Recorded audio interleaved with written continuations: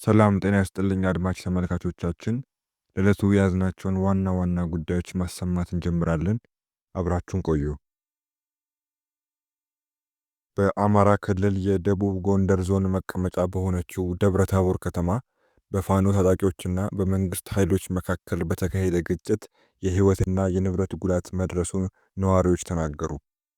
በከተማዋ ከፍተኛ ውድመት ያደረሰው ግጭት የተከሰተው በዞኑ በሚገኙ ሌሎች አካባቢዎች ጭምር ውጥረት ከነገሰ ከአንድ ወር ገደማ በኋላ እንደሆነ ነዋሪዎቹ ለቢቢሲ ገልጸዋል። ለደህንነታቸው ሲባል ስማቸው እንዲጠቀስ ያልፈለጉና ቢቢሲ ያነጋገራቸው 4 ነዋሪዎች ረቡዕ የካቲት 4 2018 ዓ.ም ከማለዳው 12 ሰዓት እስከ 1 ሰዓት በከተማዋ ውስጥ ተኩስ መሰማት እንደጀመረ ተናግረዋል። እስከ ቀኑ 11 ሰዓት ድረስ የዘለቀ ነው ባሉት በዚህ ግጭት ፖሊስ ጣቢያዎችና የመንግስት ተቋማት ተቃጥለዋል፣ እንዲሁም የመንግስት የጸጥታ ኃይሎችና የፋኖ ታጣቂዎች ሞተዋል ብለዋል። የሟቾች ቁጥር ምን ያህል እንደሆነ ባይጠቅሱም የደረሰውን ጉዳት ከባድ ሲሉ ገልጸውታል። ሌላ ነዋሪም የፋርጣ ወረዳ ፖሊስ ጽሕፈት ቤት ሙሉ በሙሉ ወድሟል፣ የሳለማየሁ የሚባል አካባቢ የሚገኝ የከተማው ፖሊስ ጣቢያና የዞኑ ፖሊስ መምሪያ እንዲሁም ማህበራት የሚባል መስሪያ ቤት ተቃጥለዋል ብለዋል። የሲቪል ሰርቪስ መምሪያ፣ የዞኑ ፖሊስ መምሪያ፣ የዞኑ ዋና አስተዳዳሪ የእንግዳ ማረፊያ እንዲሁም በርካታ የፖሊስ ጽሕፈት ቤቶች መቃጠላቸውን የገለጹት ነዋሪም በበኩላቸው በመንግስት ተቋማት ላይ የደረሰው ውድመት መጠነ ሰፊ እንደሆነ ተናግረዋል። ከአርሶ አደሮች መሳሪያ ተሰብስቦ ተከማችቷል የሚባል ወሬ ስለነበር እርሱን ነው አቃጥለው ወጡ የሚባለው ሲሉም ምክንያቱ ምን እንደሆነ ጠቁመዋል። በተለያዩ የከተማ አካባቢዎች የድሮን ጥቃቶች መፈጸማቸውንም ነዋሪዎቹ ለቢቢሲ ተናግረዋል። አንድ ነዋሪ ጥቃቱ በከተማው ዳርቻዎች ላይ የተፈጸመው ኪዳነ ምሕረት አባረጋዊ አካባቢ የድሮን ጥቃት ተፈጽሟል፣ በአካባቢው የፋኖ ኃይል ነበር፣ በእነሱ ላይ በተደጋጋሚ ጥቃት ተፈጽሟል ሲሉ ድምጽ ይሰማቸው እንደነበር ገልጸዋል።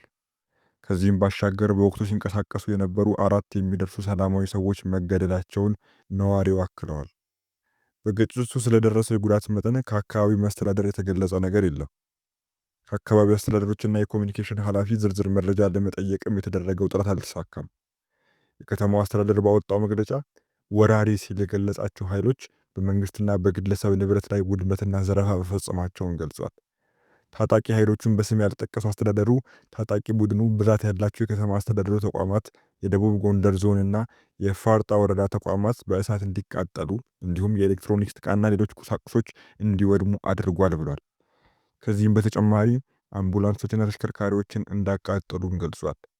የከተማው አስተዳደር በማህበራዊ ሚዲያ ገጹ ላይ በቃጠሎ የወደሙ ተቋማትና ንብረቶችን ምስል አጋርቷል። የአማራ ብሔራዊ ንቅናቄ ወይም አብን የካቲት 3 2018 ዓ.ም ባወጣው መግለጫ በክልሉ አንዳንድ አካባቢዎች ግጭቶች አገርሽቷል ብለዋል።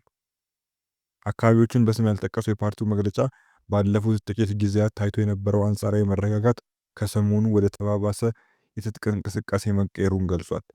በክልሉ የሚንቀሳቀሱ ታጣቂ ቡድን ስለ ግጭቱም ሆነ ደረሰ ስለተባለው ውድመት እስካሁን ያለው ነገር የለም። ከ2 ዓመት በላይ በግጭት ውስጥ ባለው የአማራ ክልል ውስጥ የምትገኘው የደብረ ታቦር ከተማ አልፎ አልፎ በታጣቂዎችና በመንግስት ኃይሎች መካከል በሚከሰት ግጭት እንዲሁም በሰላም እጦት ውስጥ ቆይታለች።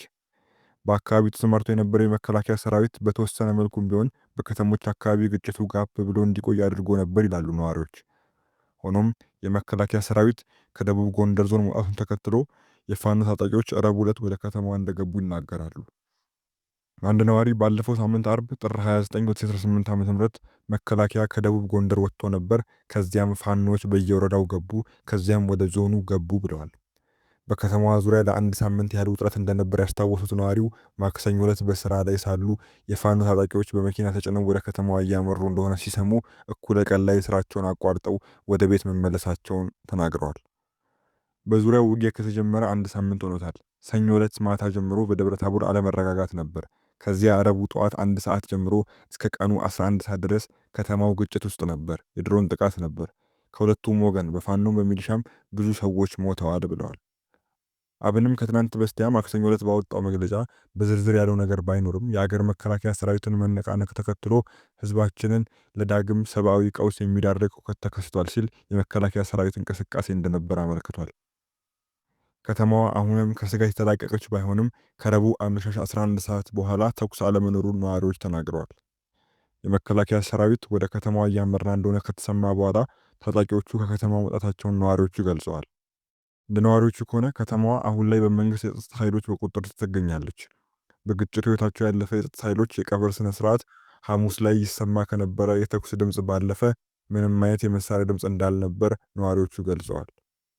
ሐሙስ ዕለት ወደ ከተማ ወጣ ብለው እንደነበሩ የገለጹ ሌላ ነዋሪ በበኩላቸው አልፎ አልፎ በከተማዋ ሰዎችና ባጃጆች ሲንቀሳቀሱ እንደሚታዩ፣ ነገር ግን የመንግስትና የግል ተቋማት ዝግ ሆነው መዋላቸውን ተናግረዋል።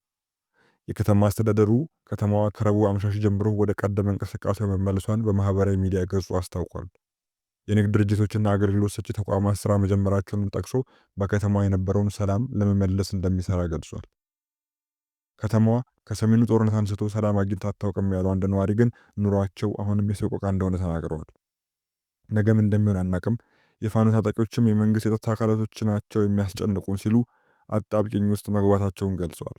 አንደኛው ሲገባ ሌላኛው ሲወጣ በሚፈጠረው ክፍተት የሚገቡ ዘራፊዎችና ልጆችን ከእናታቸው ነጥቀው ገንዘብ የሚጠይቁ አጋቾች እንደሚያሰጓቸውም ነዋሪው አክለዋል።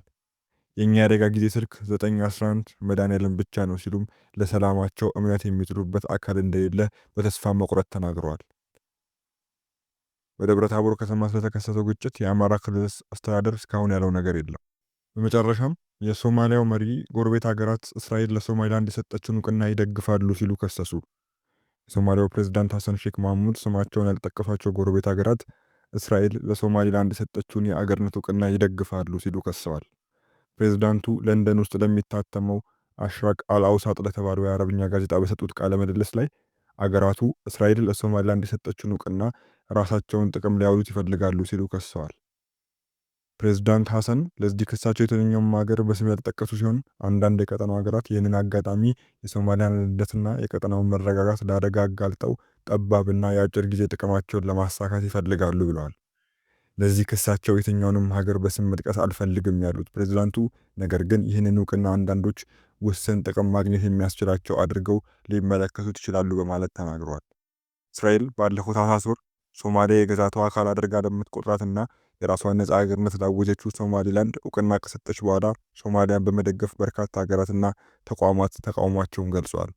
ነገር ግን የሶማሊያ ጎረቤት ከሆኑት ሀገራት መካከል እስካሁን በይፋ ተቃውሟቸውን ወይም ድጋፋቸውን ያልገለጹት ኢትዮጵያና ኬንያ ናቸው። ኢትዮጵያ ከሶማሊላንድ ጋር ከ2 ዓመት በፊት ከሶማሊላንድ ጋር ስምምነት ላይ በደረሰችበት ጊዜ ከሶማሊያ ጋር ውዝግብ ውስጥ ገብተው እንደነበር ይታወሳል። የሶማሊያው ፕሬዝዳንት የአገራቸው የግዛት አንድነት ሊታለፍ የማይገባው ቀይ መስመር ነው በማለት አስጠንቅቀው መንግስታቸው የሶማሊያን ሉዓላዊነት ለማስጠበቅ የተለያዩ ፖሊሲዎችን የተጠቀመ ነው ብለዋል። ሶማሊላንድ ከ3 አስርተ ዓመታት በላይ የራሷን መንግስት መስርታ በነጻ ሀገርነት ብትቆይም በቅርቡ የአገርነት እውቅና ከሰጠቻት እስራኤል ውጪ ከየትኛውም ሀገር እውቅናን አላገኘችም።